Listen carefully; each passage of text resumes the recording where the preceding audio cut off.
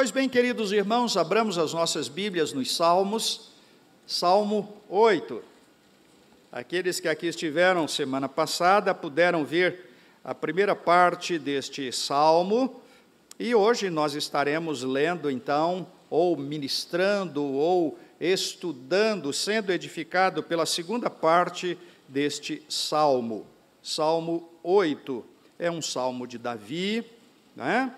Que foi escrito para o mestre do canto, isto é, então é um salmo de louvor para a adoração em cântico. E o Salmo 8, queridos irmãos, é um pequeno salmo, mas com uma grandiosidade de ensinamento para nós. Especialmente em dias atuais, na pós-modernidade, precisamos compreender perfeitamente este salmo.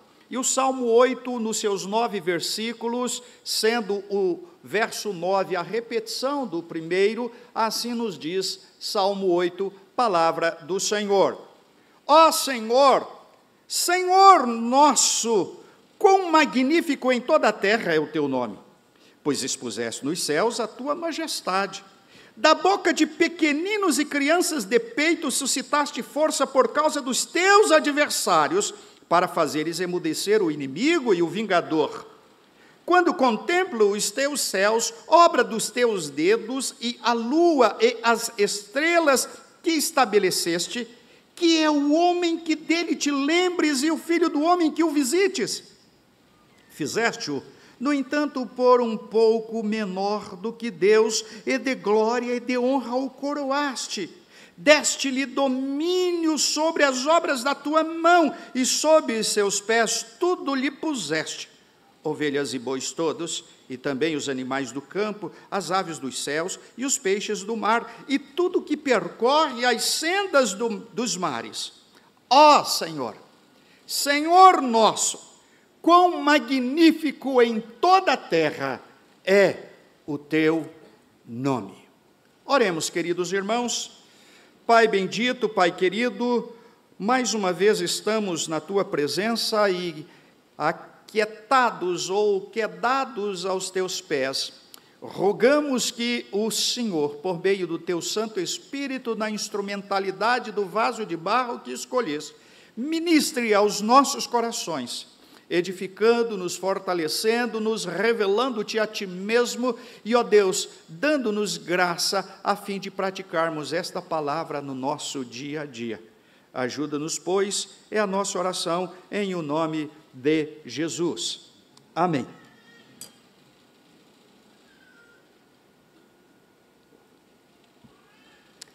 Muito bem, queridos irmãos, semana passada nós fizemos uma parte introdutória deste salmo, mostrando especificamente a pessoa do Messias, que no Velho Testamento nós encontramos Messias, essa expressão Messias, apenas 2 vezes e no livro de Daniel. Entretanto, o entendimento de Messias ou ungido, nós encontramos cerca de 270 vezes no texto sagrado. Daí passamos, então, a efetivamente verificarmos o Salmo em si. E nos versos 1 e 2, nós verificamos que a glória de Deus na terra e nos céus e a sua força através dos pequeninos, ou aqui está falando dos pequeninos e criança de peito, isto é, daqueles que são frágeis, que são dependentes, daqueles que não têm nenhum poder diante de toda a glória que foi expressada pelo salmista. Muito bem, dos versos 3 a 5, queridos irmãos, nós verificamos que, embora e aparentemente insignificante, o homem é coroado de glória e de honra.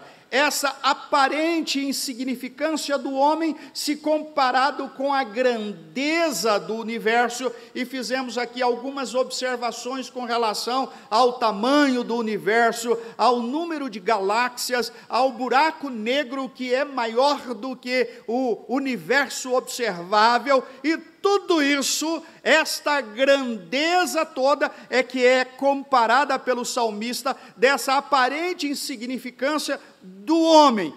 mas este homem, que aparentemente é insignificante, foi coroado de glória e de honra. Muito bem, e terminamos então essa parte na semana passada, dizendo aos irmãos lá no verso 5, a questão de que Deus, a afirmação de Deus que dá à humanidade a glória, a honra, se confirma ainda numa tradução correta do versículo 5, parte A, que diz: fizeste-o, no entanto, por um pouco menor que Deus, e não fizeste-o, no entanto, por um pouco menor que os anjos. A tradução da Septuaginta, que faz a tradução de Elohim para anjos ou divindade, sendo que, na verdade, James Montgomery Boyce, de forma muito apropriada, e esse estudante aqui também foi aos originais verificando exatamente a expressão e comparando com outros, que não pode ser uma tradução para anjos ou para divindade, mas tão somente para Deus, isto é, que Deus fez o homem um pouco menor que ele mesmo. Assim, então, damos sequência ao nosso salmo, olhando para os versos 6 a 8. Deste-lhe domínio sobre as obras da tua mão, e sob seus pés tudo lhe puseste. Ovelhas, bois, todos. E também os animais do campo, as aves dos céus, e os peixes do mar, e tudo que percorre as sendas dos mares. Querido, quando nós olhamos esse texto, deste-lhe domínio, este verbo, o verbo masal, é o mesmo utilizado lá em Gênesis capítulo 1, versos 26 a 28, quando Deus chama o homem e determina então que ele cultivasse a terra, que ele guardasse o jardim, que ele governasse ou dominasse sobre aquela criação. Esta palavra, este verbo masal, então, significa governar ou exercer domínio. Entretanto, para nós, de uma sociedade latino-americana que foi dominada por, europeus, a gente tem uma ideia de domínio como algo autoritário, déspota. Entretanto, não é isto que o verbo está dizendo.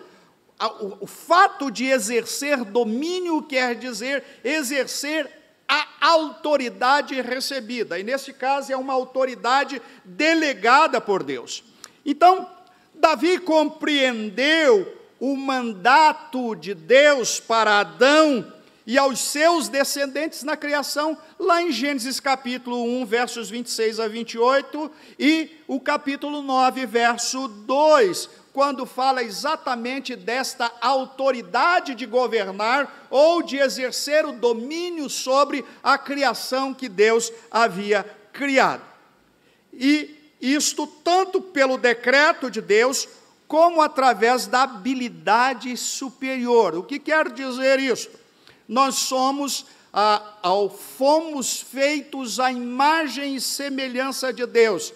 A capacidade de pensar, a capacidade de agir, a capacidade de discernir, a capacidade de efetivamente realizar esta habilidade superior que não foi dada aos demais animais que Deus criou e que nós encontramos lá em Gênesis capítulo 1. Muito bem. E aí, então, o homem tem realmente domínio sobre todas as criaturas e recursos da terra. Ora, o teólogo James Boyce afirma, aspas, nesta seção do Salmo, as alusões ao primeiro capítulo de Gênesis são inevitáveis, o que mostra que Davi estava profundamente familiarizado com este livro, com este texto. Fecha aspas.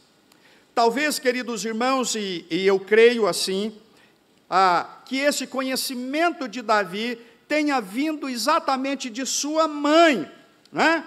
A quem ele se refere por duas vezes nos Salmos, especificamente no Salmo 86, verso 16, e no Salmo 116, verso 16, quando ele, na sua petição, na sua oração, ele dirige-se a Deus, pedindo então socorro, e expressa acerca da sua mãe como serva do Senhor.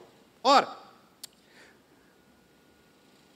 como parte, então, queridos irmãos, desta autoridade, desse governo, deste domínio, a humanidade, eu e você, temos a responsabilidade de gerir, de governar sabiamente as criaturas e os recursos desta terra, e fazê-lo de uma forma que dê glória a Deus, e seja bom para todos os demais.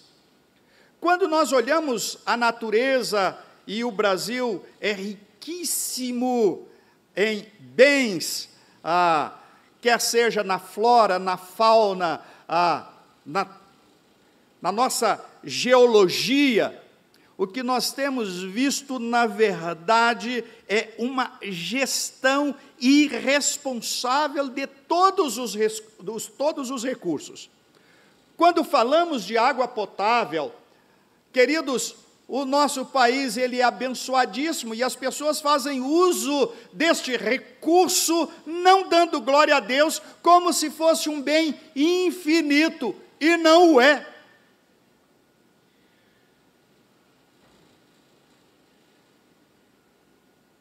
Então, isto significa que é errado ver o homem apenas como parte do ecossistema, ou daquilo que Deus criou.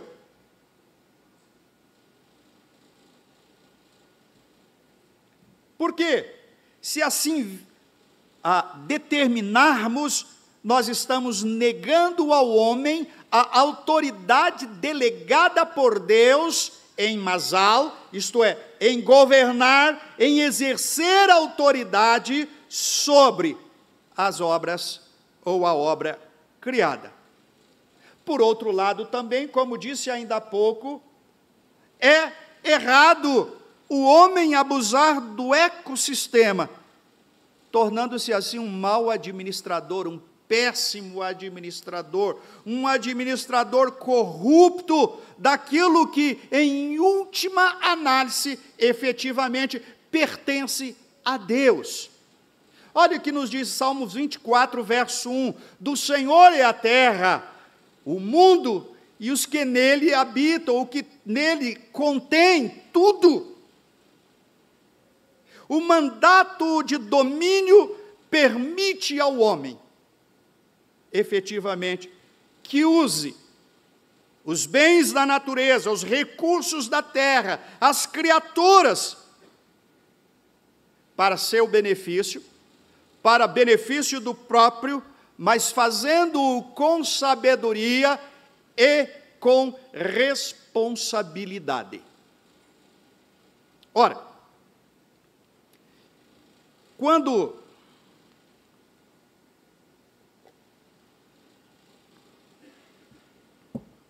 olhamos para esse texto, a sensação que nós temos aqui, ou enquanto estudava, é a mesma ou aquela parecida com duas outras situações encontradas nas Escrituras, uma no Velho Testamento e outra no Novo Testamento.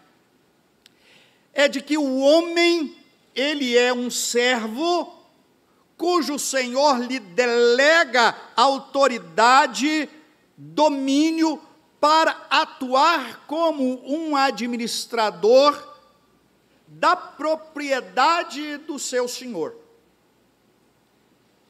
Quando nós olhamos Mateus capítulo 25, versos 14 a 30, nós encontramos a parábola dos talentos, queridos irmãos.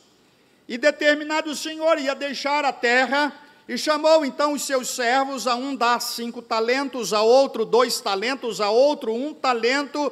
Ele parte então para uma viagem e determina então que eles trabalhassem os seus bens. Quando este senhor retorna, ele vai pedir contas a esses administradores, a estas pessoas a quem ele delegou autoridade para movimentar as contas, fazerem aplicações, etc, etc, etc, etc. 5 respondeu, 2 respondeu, e 1 temeroso, ele não administrou bem. E foi chamado de servo mau. Lhe foi tomado aquilo que lhe havia sido entregue e dado a quem mais tinha. Por quê? Porque os bens não eram dos administradores, eram do Senhor que havia confiado a estes administradores os seus bens. Isso na parábola dos talentos. Quando nós voltamos lá no primeiro livro da Bíblia, em Gênesis capítulo 41, nós encontramos um moço que estava preso, foi retirado da prisão, não porque havia cometido alguma transgressão, mas porque era a providência divina para o cumprimento da sua vontade na vida de José, na vida da sua família, na vida do povo de Israel.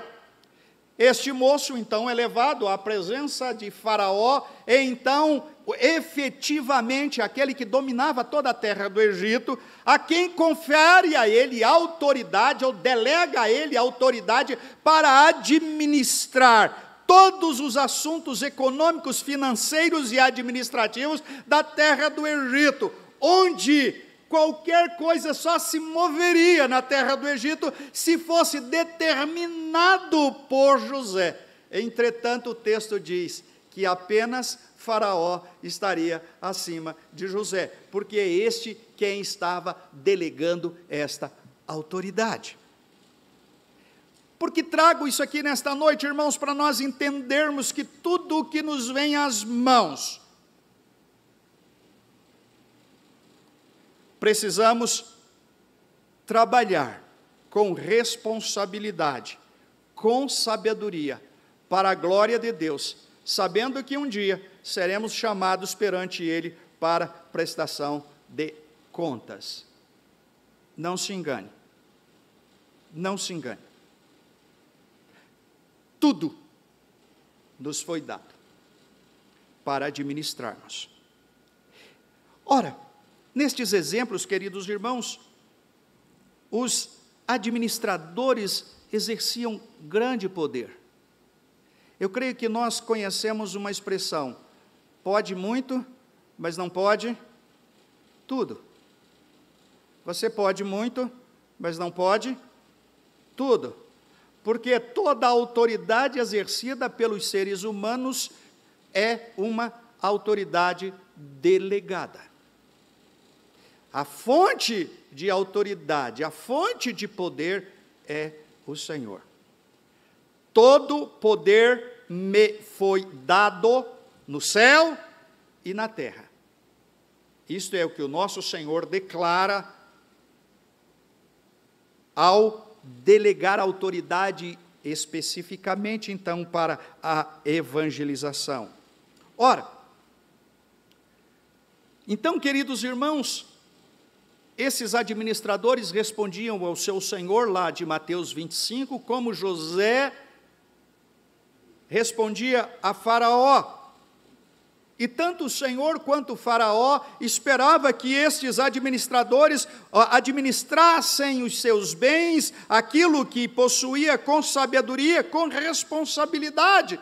Da mesma forma, Deus delegou a nós, neste salmo, a autoridade para governar sobre todas as coisas. E verificaremos isto a seguir, mas fazê-lo com responsabilidade e com sabedoria. Deus nos designou para exercermos este domínio sobre a ordem criada. Não nos esqueçamos, junto com o privilégio, vem grandes responsabilidades por uma gestão sábia e cuidadosa.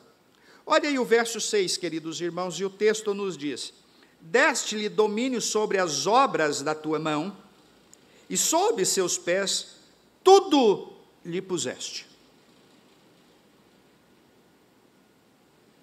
Quais são estas obras? Voltemos então um pouco no Salmo, e o texto nos diz, queridos irmãos, verso 3: quando contemplo os teus céus, obra dos teus dedos, e a lua e as estrelas que estabeleceste, que é o homem? Verso 7, ovelhas e bois todos, e também os animais do campo, as aves dos céus, e os peixes do mar, e tudo que percorre as sendas dos mares.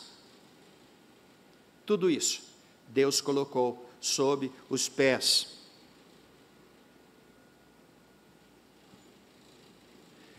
O verbo utilizado aqui por Davi, e ele o faz com muita propriedade e com uma compreensão muito grande, é satá. Não é satã, não. É satá. Ok? Esse verbo está no tempo rofal, catal,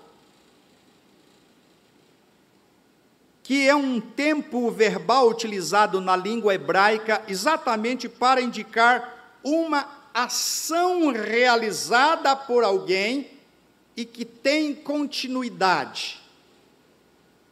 Isso não é o nosso gerundismo, tá? Ok? Mas é uma ação feita e isso perpetua. Isto é o que é. E aqui Davi, então, ele desenvolve a ideia introduzida no verso 6 do domínio do homem, do governo do homem. Ora,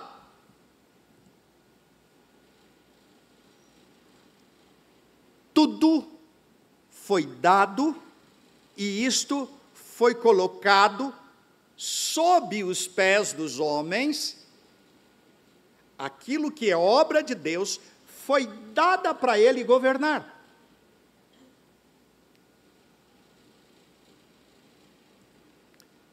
De forma muito prática, apenas para você pensar. Nós temos feito isso com muita propriedade, ou a latinha de refrigerante a gente joga pela janela?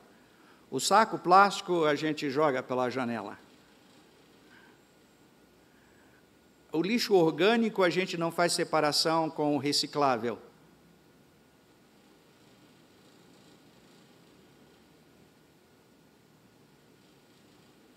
Isso é gerir mal a natureza. Isso é gerir mal a natureza. Muito bem, queridos. Então, o domínio do homem se estende a todas as coisas. As obras que estão nos céus ou no firmamento, as obras que estão na terra, debaixo do firmamento, nas águas, e nos abismos ou nas sendas dos mares, os grandes animais.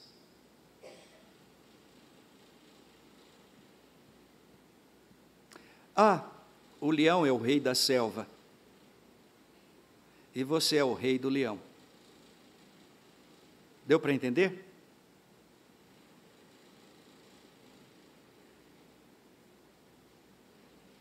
Acho que os irmãos não gostaram muito da minha historiazinha.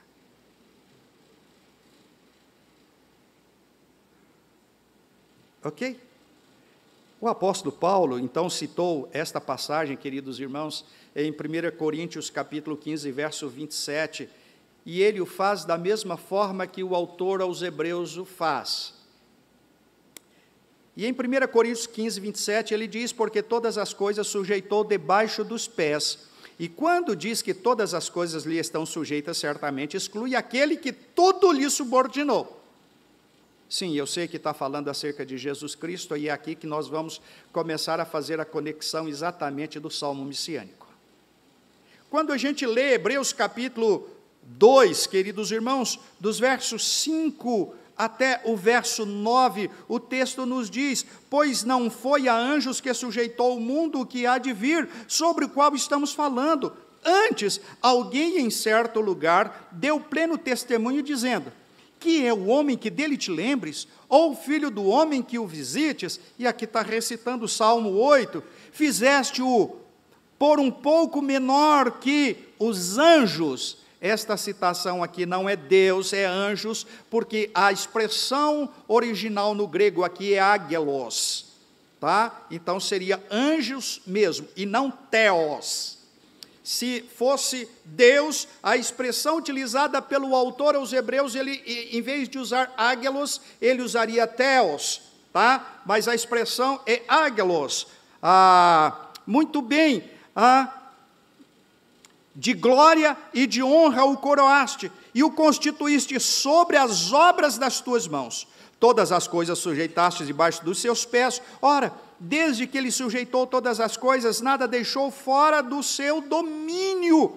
Agora, porém, ainda não vemos todas as coisas a ele sujeitas. Vemos, todavia, aquele que por um pouco, tendo sido feito menor que os anjos, Jesus, por causa do sofrimento, e aqui ele faz a conexão, efetivamente, da expressão de Jesus, que foi feito menor que os anjos, porque ele veio como homem, ou tabernaculou, tá? Esse é o entendimento, então, do autor da carta aos Hebreus. Jesus, por causa do sofrimento da morte, foi coroado de glória e de honra, para que, pela graça de Deus, provasse a morte por todo o homem. Fecha aspas do texto bíblico, mostrando então que esta promessa de domínio está agora apenas incompletamente cumprida entre os homens. Por quê? Lembremos-nos, queridos irmãos, que a autoridade que Deus deu para o homem governar sobre toda a raça, o homem simplesmente passou uma procuração. E ele o fez no pecado. Eis porque Mateus 4, Lucas 4, quando Jesus é tentado pelo diabo, ou é levado pelo Espírito Santo para ser tentado pelo diabo, em determinado momento o diabo leva a um alto monte, mostra todas as riquezas do mundo e diz: tudo isso lhe darei se prostrado me adorares.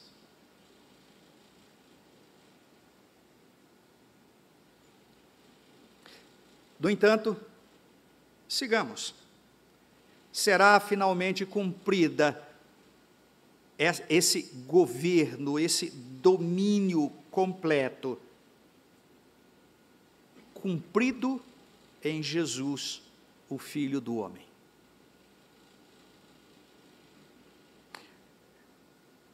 Por consequência, um dia também será completamente cumprido na vida dos seguidores do Filho do homem, aqueles ressuscitados. Aqui nós estamos falando, então, de um momento futuro que todos nós esperamos. Queridos, à luz de tudo isso, então, é uma grande tragédia quando um homem, aqui genérico, tá? É capturado e é mantido em cativeiro pelas coisas deste mundo, em decorrência do pecado. O pecado, então, torce completamente a compreensão e a atuação deste administrador, deste gestor, sobre a criação do Criador. Nascemos para ter domínio ou exercer governo, autoridade sobre estas coisas, sobre a obra criada, em vez de sermos escravos dela. Entretanto, o que mais vemos são pessoas escravas da criação e não do Criador. rejeita o Criador, torna-se escravo da criatura ou da criação.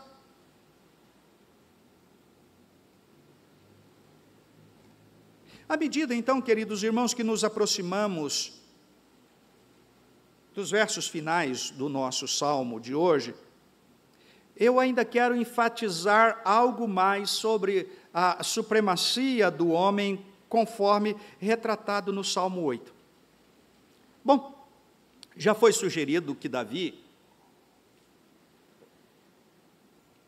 o autor do Salmo, fica maravilhado com o lugar do homem,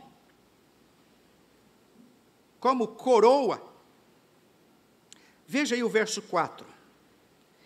Que é o homem que dele te lembres, e o filho do homem que o visites? Fizeste-o, no entanto, por um pouco menor do que Deus, e de glória e de honra o coroaste. Davi fica, então, maravilhado com o lugar do homem na criação de Deus. Nesta soberania, ele é supremo por ter domínio sobre o resto da criação, com autoridade delegada, mas que há de prestar contas. Então, observemos, queridos irmãos, um pouco mais o autor da carta aos Hebreus, o que ele aplicou pelo Espírito Santo as palavras de Davi a Jesus Cristo. E aí ele faz a conexão daquilo que Davi está falando à pessoa de Jesus Cristo. Daí termos um salmo messiânico. Ele agora acrescenta mais uma faceta da obra do Senhor ao status do homem. Lemos dos versos 5 ao verso 9, agora leiamos o verso 10 do capítulo 2 aos Hebreus, e aqui aprendemos exatamente o que era isso. O texto diz, aspas, pois convinha que aquele, para quem e por quem todas as coisas existem, ao trazer muitos filhos à glória, aperfeiçoasse através do sofrimento o fundador da sua salvação. Quando nós lemos Filipenses, queridos irmãos, capítulo 1, dos versos 15 ao verso 20, o hino que o apóstolo Paulo inicia aquela pequena carta para responder à heresia que ali estava, Colossenses, nós encontramos exatamente isso, de que tudo foi criado por Ele, ou por meio dEle, para Ele, a fim de que Ele tenha a primazia, seja preeminente, proeminente sobre todas as coisas. Sendo Ele o Filho do homem, que vem resgatar o homem, o Deus enviado. E aí a gente vai precisar de tempo para discutir aquelas questões de docetismo, arianismo, que Jesus, se é Deus, não é homem, se é homem, não é Deus, como que é possível ser Deus e homem, deixa para outro tempo, tá? Talvez numa escola dominical, vamos falar com o nosso irmão Camilo, com o nosso irmão Gilberto, e diga, arrocha os professores para nos ensinar acerca disso, tá bom? A raça caída de Adão, irmãos, ou a raça pecaminosa, pode agora partilhar ou compartilhar dos frutos da grande vitória daquele que morreu no Calvário. É isso que o autor aos Hebreus está falando aqui no verso 10 do capítulo 2. Isto é muito maior do que a autoridade dada a Noé. Sim, quando ele saiu da arca e Deus entregou todos os seres vivos em suas mãos. Ou antes, quando chamou e disse, olha, casais de animais limpos, de animais impuros, dos limpos 7 casais, dos impuros apenas um casal, mas para que haja tudo e coloque dentro da arca, para que sejam salvos, e depois você solte eles.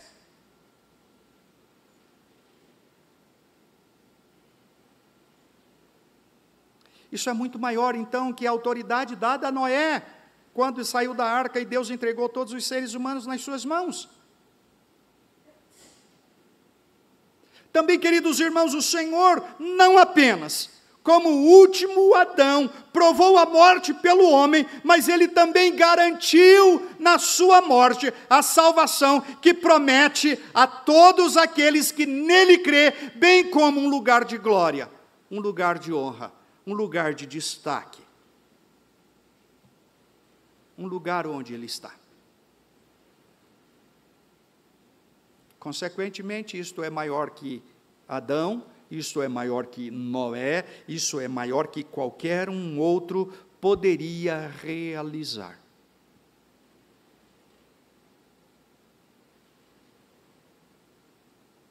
A questão, então,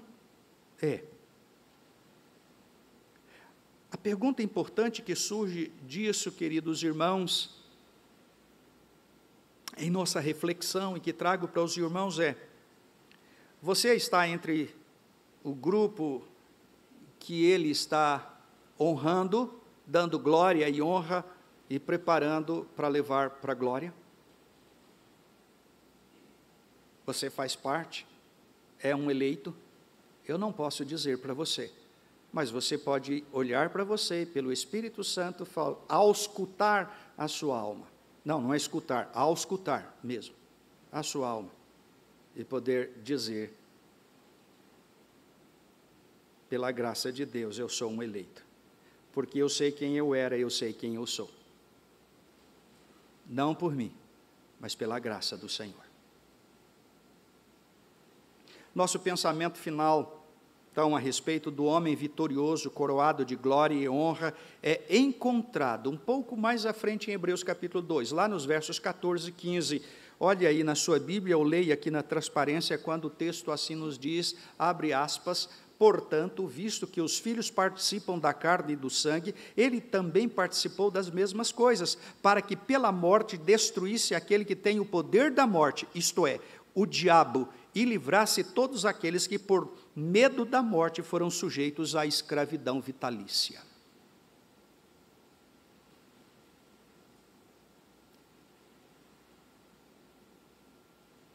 Cada vez que eu estudo as Escrituras, irmãos, eu tenho a certeza de que eu não sei nada. E eu fico maravilhado com aquilo que Deus vai revelando nas Escrituras e as conexões que Ele vai fazendo. O Espírito Santo que escreveu isso aqui, usando pessoas, inspirando pessoas. É fantástico. Daí, então, chega-se o verso 7 e 8, e o texto diz, ovelhas, bois todos, e também os animais do campo, as aves dos céus, e os peixes do mar, e tudo que percorre as sendas dos mares.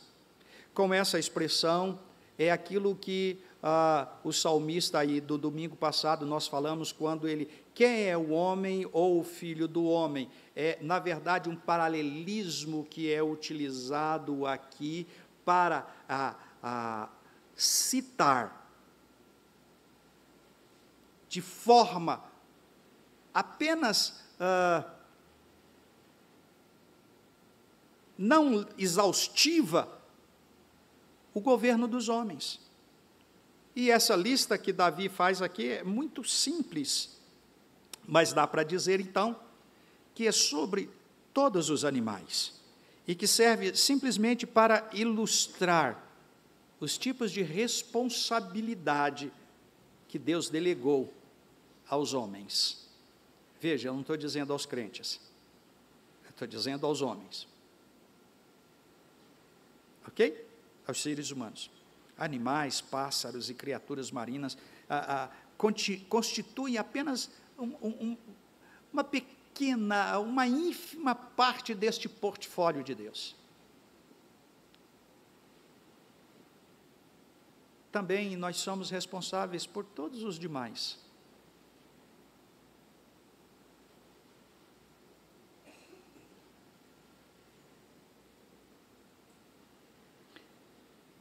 A interpretação, queridos irmãos, mais interessante e criativa do Salmo 8, no Novo Testamento, afirma exatamente esse ponto. Jesus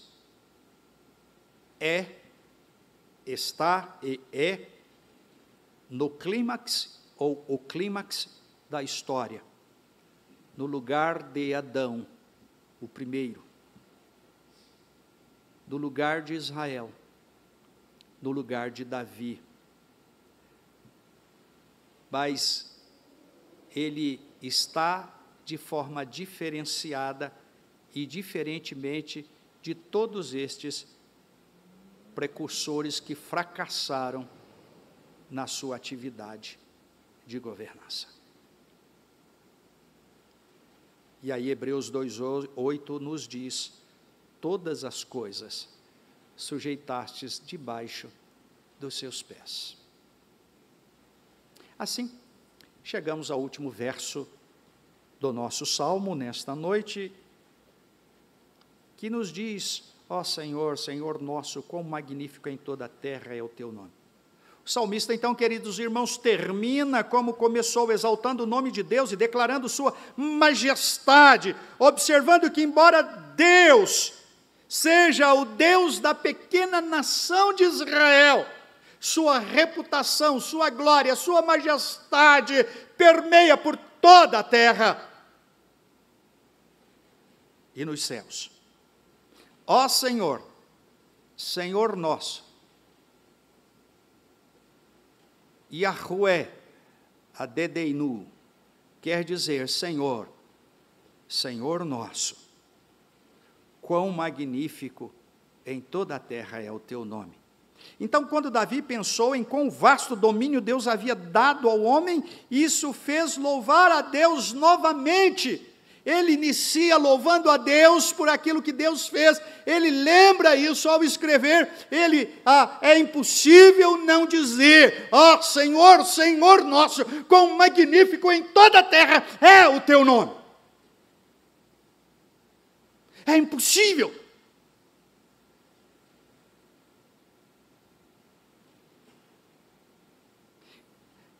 E, queridos irmãos, esta humilde criatura, os homens, humilde à luz da majestade do universo, humilde à luz da sua posição atual, sobre os seres angélicos, tendo recebido tamanha autoridade e uma demonstração tanto da excelência quanto da bondade de Deus. Eu e você, os seres humanos. Davi então entendeu que a posição do homem na criação diz muito mais sobre a glória de Deus do que qualquer coisa sobre a glória do homem. Eu quero repetir isso, por favor, queridos irmãos. Davi entendeu que a posição do homem, a autoridade masal, o domínio, a posição do homem na criação, diz muito mais sobre a glória de Deus, a bondade de Deus, a graça de Deus, a misericórdia de Deus, do que efetivamente qualquer glória do homem. E compreender tudo isso, queridos irmãos, eu vou usar no futuro do pretérito, deveria nos fazer louvar a Deus, e não ao homem e às suas invenções.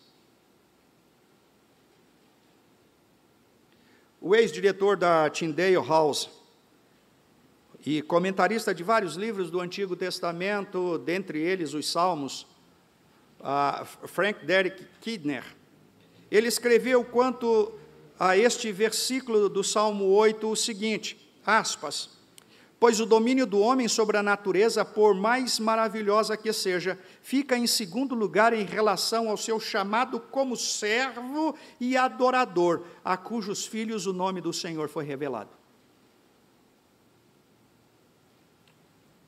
Eu creio que exista três maravilhosas e importantes verdades sobre o homem encontradas neste salmo, querido, que nós precisamos compreender, ter clareza em nossa mente.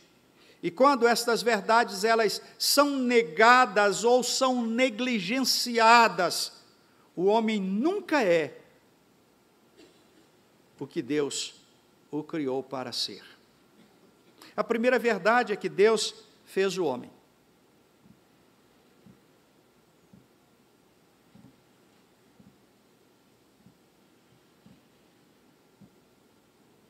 E aí, isso vai entrar naquilo que nós chamamos de cosmovisão. Mas não a cosmovisão estabelecida por Immanuel Kant, que era um luterano, um crente, mas que fez uma cisão, efetivamente, entre aquilo que nós professamos dentro da igreja, nas Sagradas Escrituras e na vida particular. Não é isso. É a cosmovisão da origem. Ou nós entendemos efetivamente que Deus criou todas as coisas e, consequentemente, então, somos absolutistas, somos criacionistas, cremos no absoluto, naquilo que é determinado por Deus, ponto. Ou então vamos acreditar em qualquer outra coisa, em especial na teoria da evolução. E nessa semana mesmo, enquanto conversava com alguém num gabinete, eu disse exatamente isso. Eu desconheço o processo de transformação ou de evolução do Homo erectus para o Homo sapiens sapiens. Eu vejo o Homo erectus na sua estrutura e eu conheço os seres humanos tal qual, desde quando Deus criou. Então, Deus fez o homem. Façamos o homem a nossa imagem, conforme a nossa semelhança, e tenha ele domínio sobre todas as coisas. Gênesis 1, 26. Segunda verdade, Deus fez do homem algo glorioso. O Salmo diz isto.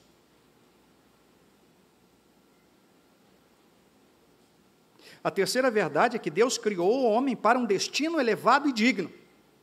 Então, Deus fez o homem, Deus fez do homem algo glorioso, e Deus criou o homem para um destino elevado e digno.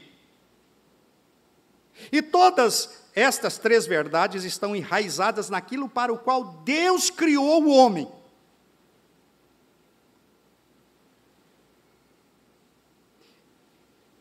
Eles não existem nem são cumpridos a partir do plano da obra humana, mas a partir do mandato divino.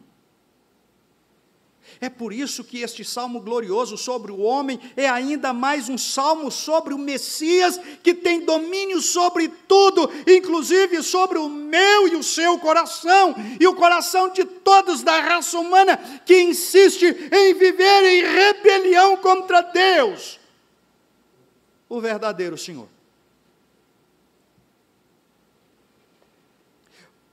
Volto a usar James Boyce para afirmar o seguinte, aspas, a característica mais marcante do Salmo 8 é a sua descrição do homem e do seu lugar na ordem criada. Mas o Salmo não começa falando do homem, começa com uma celebração da suprema majestade de Deus. Ó Senhor, Senhor nosso, quão magnífico em toda a terra é o teu nome. Nos céus expuseste a tua glória. O pastor batista Frederick Borderton Mayer, em seu comentário do Antigo Testamento e do Salmo 8, ele escreve o seguinte, aspas, ele nos fez ter domínio pela palavra da criação, ele nos fez reis para Deus pelo seu sangue, seu nome será, portanto, honrado em toda a terra. Fecha aspas. E finalizo com a declaração do príncipe dos pregadores, Charles Spurgeon. Ele declara, aspas, mesmo tu, verme tolo, o honrarás quando aparecer o que Deus fez por ti, que concupiscências ele mortificou e que graças ele te concedeu. Fecha aspas. Assim, este último ponto é digno de consideração por cada um de nós, queridos irmãos. Por quê?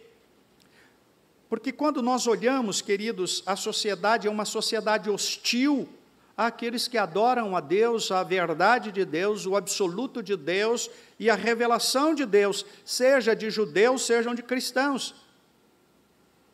Isso é verdade não apenas nos países comunistas, nas nações islâmicas e em várias nações governadas por tiranos.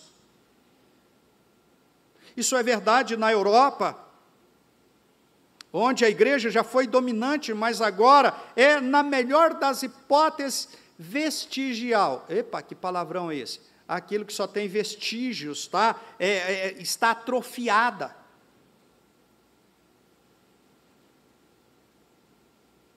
Eu nem sei se isso é um neologismo, viu? Mas o que quero dizer é que só tem vestígios daquela verdadeira igreja.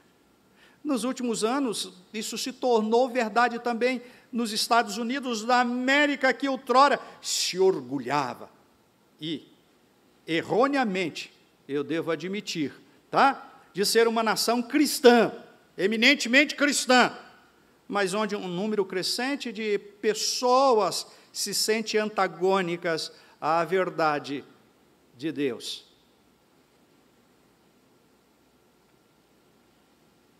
E a igreja tem sido assim, especialmente nos últimos anos, nesse combalido Brasil. Entretanto, que não seja assim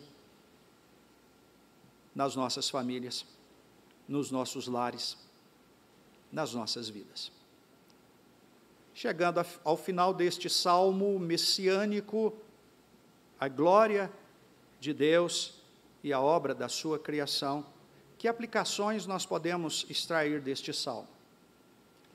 Queridos irmãos, esta é uma época em que pessoas começam a discutir vários assuntos no mundo, um período do pensamento pós-modernista e um período em que as pessoas pensavam que tinham atingido a fase da utopia. É um conceito da sociedade, tá?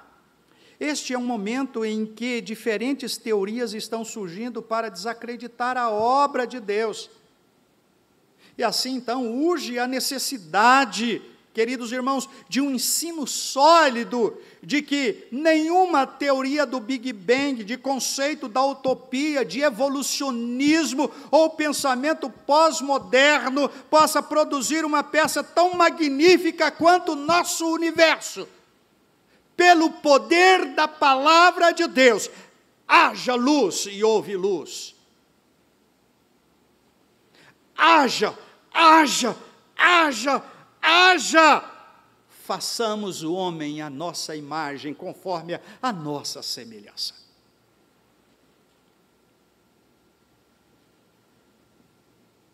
Porque quanto mais universos e galáxias os cientistas descobrirem, eles apenas enfatizarão a glória do nosso Senhor que fez todas as coisas.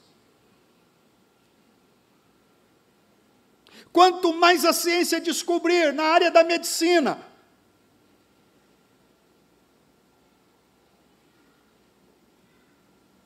sejam as Big Techs, as Big Pharmas, as bigs das bigs das bigs, eles simplesmente estarão trazendo à luz e enfatizando a glória do Criador.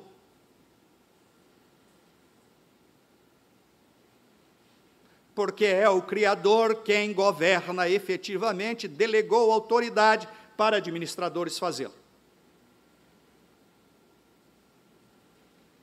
Uma das mensagens mais dominantes, queridos, das Escrituras, que seria relevante para aquelas pessoas que ensinam doutrinas irrelevantes dentro das igrejas, será a mensagem do Salmo 8, olhar para o Salmo 8 e verificar que Deus é Deus.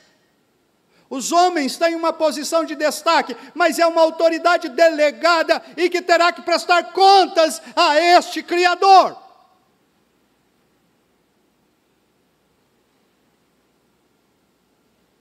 Por quê? Porque Deus é o Criador, Ele é o soberano sobre toda a sua criação e cuida das suas obras com amor, inclusive de nós. O Sermão da Montanha já diz isto. Não valeis vós mais que os pássaros, que os lírios? A criação reflete sua glória, porque obra dele. Está perfeitamente sob seu controle, sob seu governo. E um número crescente de cientistas está preferindo o chamado design thinking. Não, eu não aceito o criacionismo, não aceito o evolucionismo, então eu sei também que tem uma mente por trás, e aí eu estabeleço o design thinking. De uma linguagem bem comum hoje, usado muito na política, são os isentões. Não existe isso. Ou é, ou não é. Ou admitimos que Deus criou todas as coisas, ou não há acordo. Esse projeto inteligente de sistemas biológicos, inferindo que um Deus criador está trabalhando contra o processo evolutivo, é a pior de todas as desgraças, numa forma de racionalismo intelectual. A glória de Deus é magnificada em sua criação. Lembremos-nos disso. A posição exaltada do homem é a pedra angular de todo o universo. Maravilha das maravilhas é o fato de o Senhor Deus poder criar o homem e ter interesse infinito no homem. Portanto, o Senhor, nosso Deus, é digno de louvor por isso.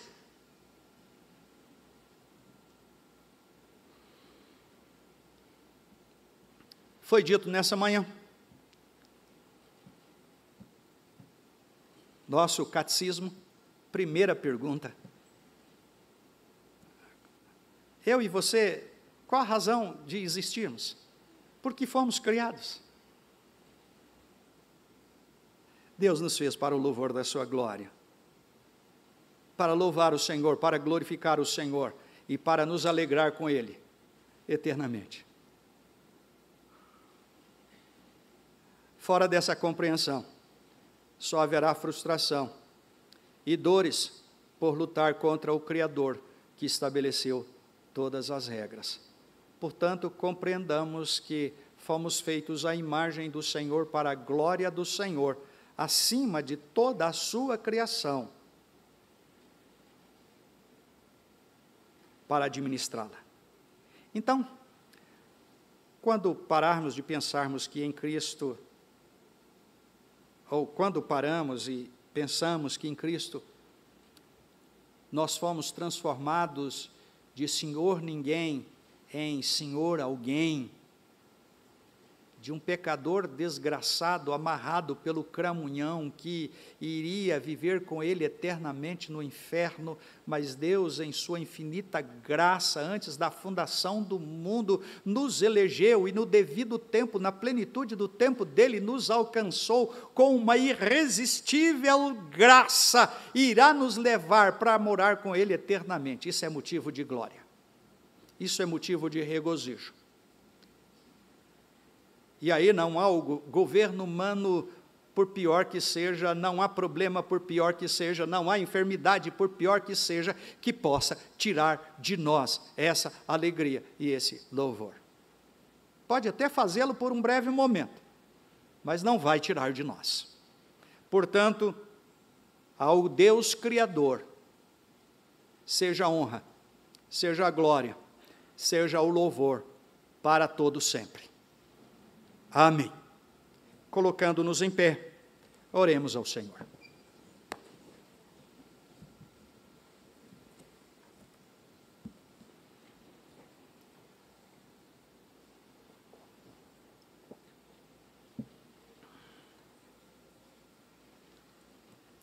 Pai bondoso, obrigado por esse tempo, Senhor, que nos reunimos nesta casa de oração. E aqui estamos, ó Deus, oferecendo ao Senhor fruto dos nossos lábios, oferecendo ao Senhor fruto dos nossos trabalhos, reconhecendo que tudo isso é dádiva do Senhor. Quer seja a disposição para cantar, quer seja a inteligência para adorar, quer seja a liberalidade para ofertar e devolver ao Senhor aquilo que lhe pertence. Ó Deus, nós te adoramos por tudo isso. Rendemos-te graças também por tua misericórdia em querer revelar-se a nós, ó Deus, apesar de nós.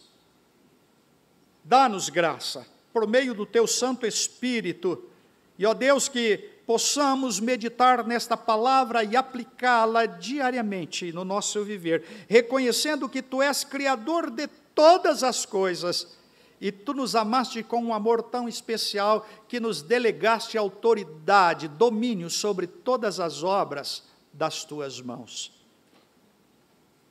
Te somos gratos por isso, Senhor. Te rendemos louvores por isso.